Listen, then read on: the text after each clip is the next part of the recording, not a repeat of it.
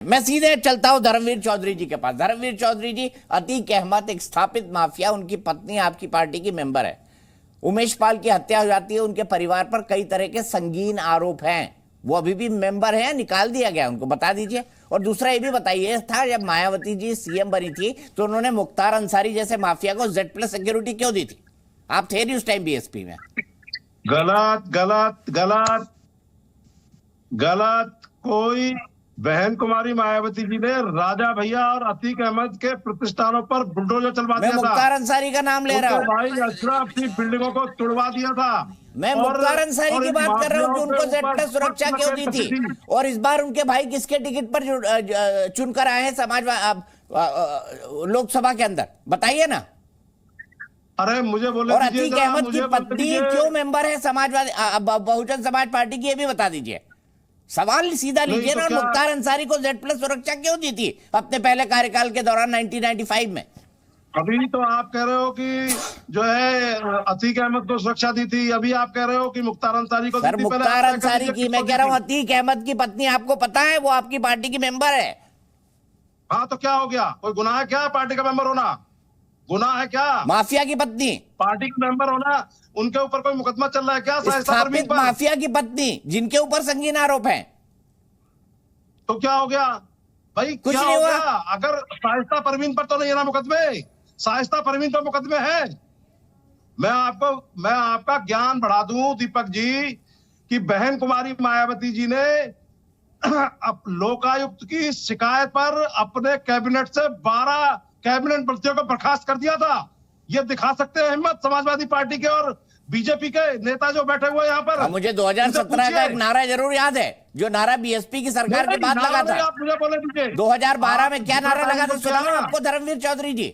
नारा लगा था, चढ़ गए गुंडे हाथी पर, गोली लगेगी छाती पर। ये 2012 में चुनाव का नारा था। जितना टाइम उनको दिया है ना फर्जी पार्टी के लोगों को, उतना गुंडे की पार्टी के लोगों को उतना मुझे दीजिए, ईमानदार पार्टी के प्रवक्ता को। अच्छा दीपक जी, ये अफजाल अंसारी किसकी पार्टी का MP है? धर्मवीर चौधरी जी बताइए ना। ये मुख्तार अंसारी का भाई अफजाल अंसारी किस पार्टी का नेता है? आप मुझे बोलने देंगे कि नहीं बोलने देंगे? अरे मैं सवाल पूछ रहा हूं, उसका जवाब दे नहीं रहे। हाँ तो मुझे बोलने दीजिए ना, मैं बोल तो आप मुझे बोलने नहीं देंगे और बीजेपी की और समाजवादी पार्टी की नूरा कुश्ती टीवी की डिबेट में कराएंगे।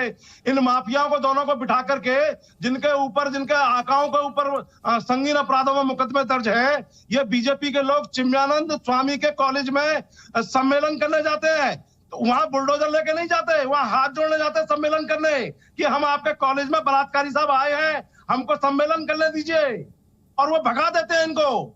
ये इनका चाल चरित्र है। इसकी पोल खोलिए। ठीक है, मैंने मान लिया वो गंदे हैं, मैं मान रहा हूं आपकी बात, वो गलत है। आपने माफिया कहा, गलत शब्द है, लेकिन चलिए मैंने तर्क के तौर पर वो भी मान लिया। मुझे सिर्फ इस बात का जवाब दे दीजिए कि मुख्तार अंसारी को बहन कुमारी मायावती ने Z+ सुरक्षा क्यों दी थी, और अफजाल अंसारी अभी किस पार्टी से सांसद है, इसका जवाब दे दीजिए।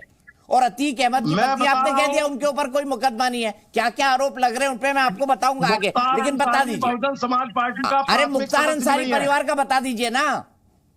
मैं क्या कह रहा हूं, मुझे आप बोलने देंगे नहीं बोलने देंगे? मैं तो कह रहा हूं आप उस वक्त पार्टी में नहीं थे। मुख्तार अंसारी को जब Z+ सुरक्षा दी थी, आप फोन करके किसी से पता कर लीजिए, सीनियर आदमी से। कोई सीनियर आदमी बचा नहीं होगा। पुराना बीएसपी का वर्कर हूं, 24 साल पुराना बीएसपी का वर्कर हूं दीपक जी, आपकी जानकारी लिए बता दूं। आप मुझसे ये बार बार कोट मत करिए कि आप पार्टी में नहीं होंगे। मैं 28 साल पुरानी बात आपको बता रहा हूं, तो 4 साल गए आपके। मैं बहुजन समाज पार्टी की राजनीति करता हूं और मुझे बोलने दीजिए आप डिबेट में। आप ये बताइए, इन दोनों प्रवक्ताओं से पूछिए कि बहन कुमारी मायावती जी ने ये कहा कि हम किसी माफिया को टिकट नहीं देंगे, ये कहे कि हम किसी माफिया को टिकट नहीं देंगे। एडीआर की रिपोर्ट में 150 MLO पर संगीन आपराधिक मुकदमे दर्ज है। एनसीआरबी के आंकड़े क्या बता रहे हैं उत्तर प्रदेश में अपराध का? ये जो कह रहे हैं मिट्टी में मिला देंगे, लेकिन आप शाइस्ता परवीन को अपनी पार्टी में रखेंगे और छाती ठोक के रखेंगे और कह रहे हैं कि ये माफिया को टिकट ना दे। बढ़िया बात है, बढ़िया बात है।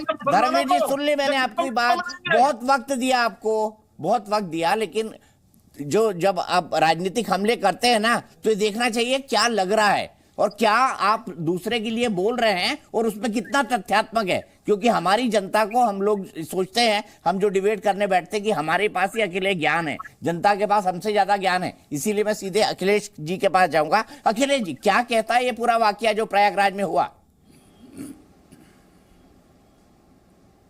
देखिए, आप फोटो किसी के साथ है उस पर चर्चा कर रहे हैं, लेकिन मीडिया रिपोर्ट तो ये बताती है कि जो उसमें आरोपी हैं उनका भाई बीजेपी का नेता है, उसका भाई महानगर अध्यक्ष है अल्पसंख्यक प्रकोष्ठ का।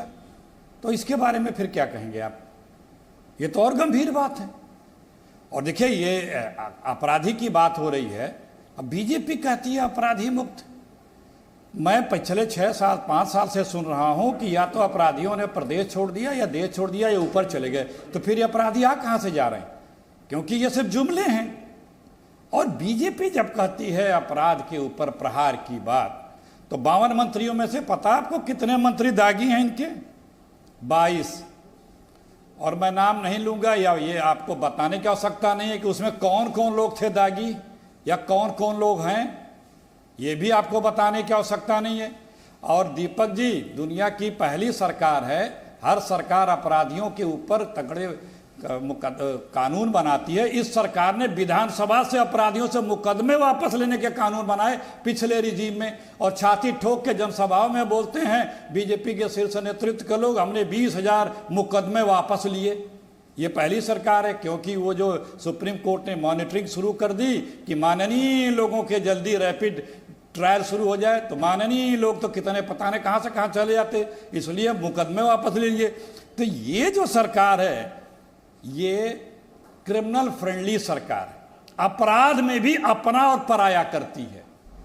बहुत गंभीर एक आदेश पारित किया है अभी 3 महीना पहले सुप्रीम कोर्ट ने, हेट स्पीच पे यूपी गवर्नमेंट को टारगेट पर रखा है। 2 और प्रदेश हैं, वो एक दिल्ली है, एक उत्तराखंड है, और कहा है कि किसी को एफआईआर की इंतजारी नहीं करनी है, जो हेट स्पीच दे एफआईआर लिख दे तुरंत।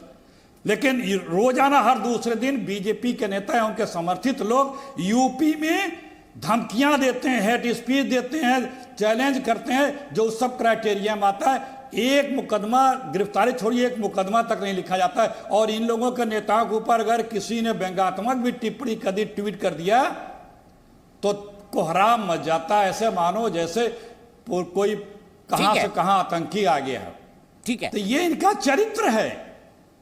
इन्हीं के लोगों ने पिछले बार सूचियां जारी की हैं, बाद में भले कुछ लोगों ने कहा कि ये मेरे फर्जी लेटर हैं, लेकिन उसमें जो तथ्य है वो जिनको नाम दिए गए हैं वो नाम से कोई डिनाई नहीं कर सकता। ठीक है।